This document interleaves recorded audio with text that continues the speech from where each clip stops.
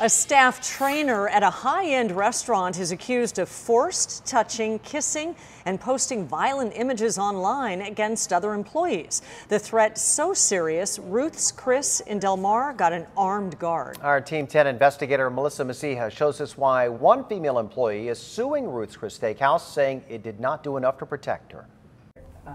I have been very anxious and very scared to do this. But she decided to share her story. Why are you talking about it?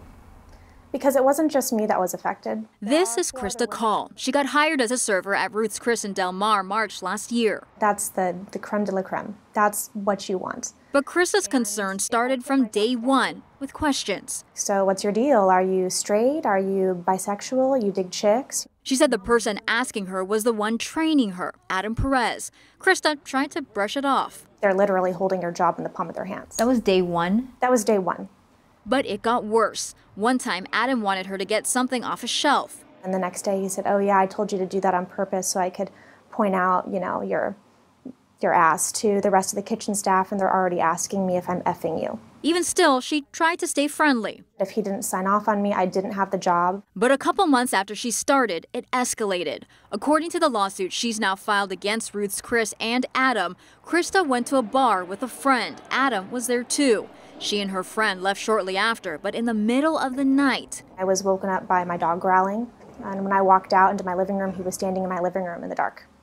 And I immediately said, what are you doing in the house? Get out of here. Krista brought it up to her general manager at the time. She laughed it off when I told her that he'd broken into my house and said, oh, that's just Adam. Krista said his behavior included unwanted touching and kissing. Ruth's Chris eventually held mandatory non-discrimination training.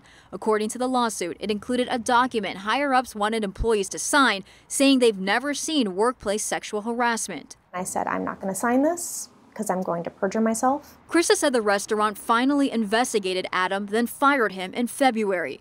The lawsuit said managers also disciplined Krista, accusing her of making negative comments about Adam. The way this was handled by management, it's inconceivable to me. When she thought it couldn't get worse. That's beyond artwork to express anger. Someone showed her drawings on Adam's Instagram page. This one said, I am here to deliver justice. There's a man with a knife and a gun standing over a body.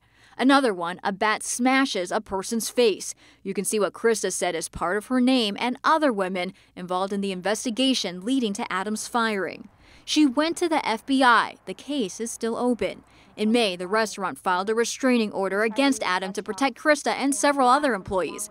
There's now an armed guard outside. Why am I living my life like this? Is this the rest of my life now? Am I going to have to look over my shoulder for how long? At the restaurant, nobody talked about the situation. I contacted a spokesperson for Ruth's Chris who told me they hadn't seen the lawsuit, so I sent him a copy. After they reviewed it, he said they have no comment.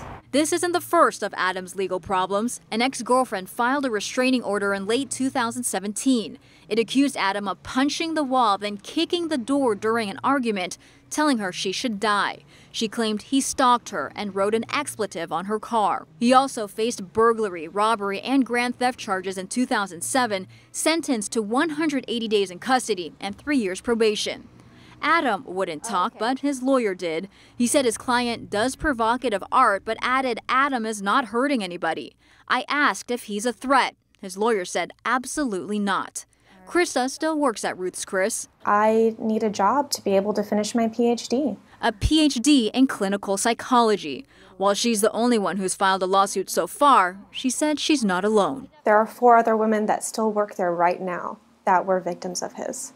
And for someone who's worked for the company for 11 and a half years, how many other women came through those doors and suffered in silence? I did speak to one other employee who backed up Krista's story. Krista says she's had to move and takes different routes to work because of fear. Melissa Masiha, Team 10. If there is something you want our investigators to look into, send an email to tips@10news.com.